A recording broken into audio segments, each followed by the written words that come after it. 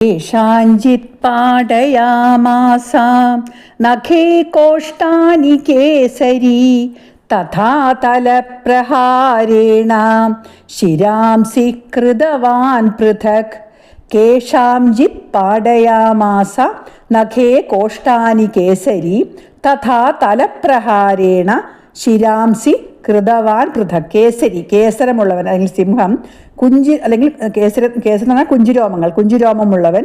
കേശാഞ്ചിത് ചിലരുടെ, കോഷ്ടാനി വയറിൻ്റെ ഉൾഭാഗങ്ങളെ, നഖേ നഖങ്ങളാൽ, പാടയാമാസ എന്ന് പറഞ്ഞാൽ കീറി, തഥ അപ്രകാരം, തലപ്രഹാരേണ കരതലം കൊണ്ടുള്ള അടിയാൽ, ശിരാംസി ശിരസ്സുകളെ, പൃഥക് കൃതവാൻ വേറെയാക്കി.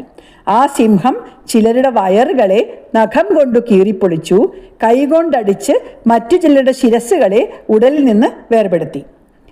വിച്ഛിന്ന ബാഹുശിരസാം കൃതാസ്തേന തഥാപരേ പപൗ ചരുധിരം കോഷ്ടാത് അന്യേഷാം ധുതകേസരാം.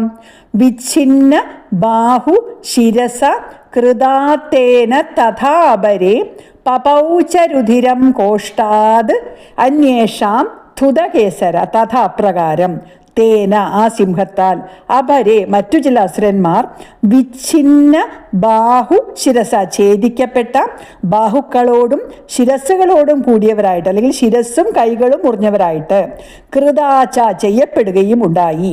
ധുതകേസര കേസരങ്ങൾ ഇളക്കിക്കൊണ്ട്, അല്ലെങ്കിൽ സട കുടഞ്ഞുകൊണ്ട്, അന്വേഷാം മറ്റു ചിലരുടെ, കോഷ്ടാത്ത് കുടലിൽ നിന്ന്, രുധിരം പവോ ചോര കുടിച്ചു. സിംഹത്തിൻ്റെ പരാക്രമത്തെ തുടർന്ന് വർണ്ണിക്കുകയാണ്. അപ്രകാരം തന്നെ സിംഹം മറ്റു ചില അസുരന്മാരുടെ കൈയും തലയും കുടലിൽ നിന്ന് വേർപെടുത്തി. സട കുടഞ്ഞുകൊണ്ട് മറ്റു ചിലരുടെ വയറ് പൊളിച്ച് ചോര കുടിക്കുകയും ചെയ്തു.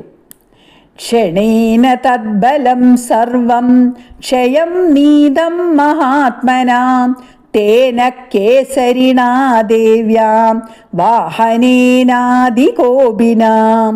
ക്ഷണേന തദ്ബലം സർവം ക്ഷയം നീതം മഹാത്മന തേന കേസരിണാ ദേവ്യ വാഹനേന അതികോപിന.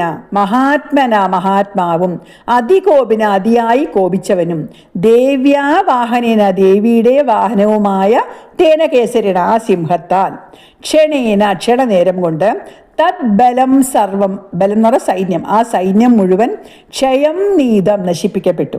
മഹാത്മാവും വളരെ കോപിച്ചവനും ദേവിയുടെ വാഹനവുമായ ആ സിംഹം അസുര സൈന്യത്തെ ആകെ അല്പനേരം കൊണ്ട് നശിപ്പിച്ചു.